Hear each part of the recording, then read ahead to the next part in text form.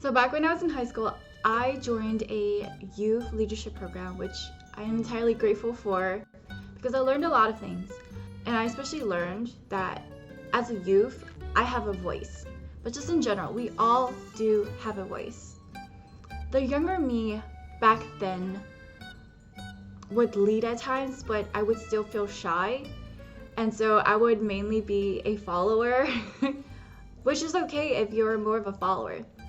But there was this kind of ache that I felt where I really just wanted to lead more and share more of what I thought to people and just really like have people trust me and lead. But like I said, I was a little bit shy still. Then upon attending that youth leadership program though, I felt pushed more to just really put myself out there and just initiate things. And I also learned that we can all be a leader and just have different leadership styles, which is very interesting. I think right now I still agree with that, but there's more to being a leader. All right. The reason why I wanted to create this video was because of the experience I recently had. I was hired for a task and I had to help with putting away the e-scooters. I was the only female and there were 2 other male taskers. And then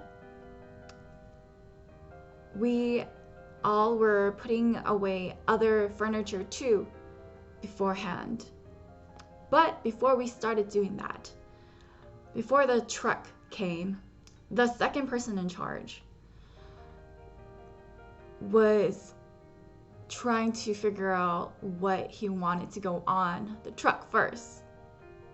And of course, me being hired by someone, I was listening, but I also voiced out saying, oh, maybe we should take this gigantic box first. It was a gigantic box that had a bunch of parts and all that stuff in that box. Because of experience of moving other things for other people and knowing that it's a gigantic box, it should go out first. That way we know how much space we then have and can maneuver through those kind of spaces.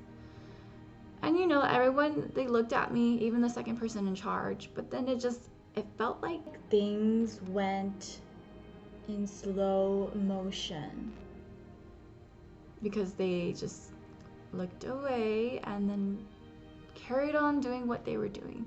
I was just a bit confused because I was thinking, so did they hear me? Or not really? Did they really understand what I was saying or not? Or maybe they heard me, but they just didn't really think to do it because they weren't told by the second person in charge.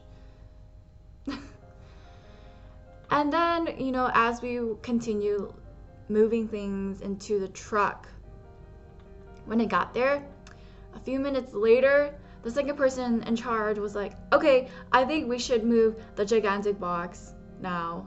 And in my head, I was thinking, this is what I literally just recommended. I can't believe this. I was like, whatever. This just teaches me and reminds me more of what kind of a leader I want to be. You see, something that Eisenhower said is, a leader is someone who makes people do things you want done because they want to do it. But the thing is, I don't want to be a leader who people just follow.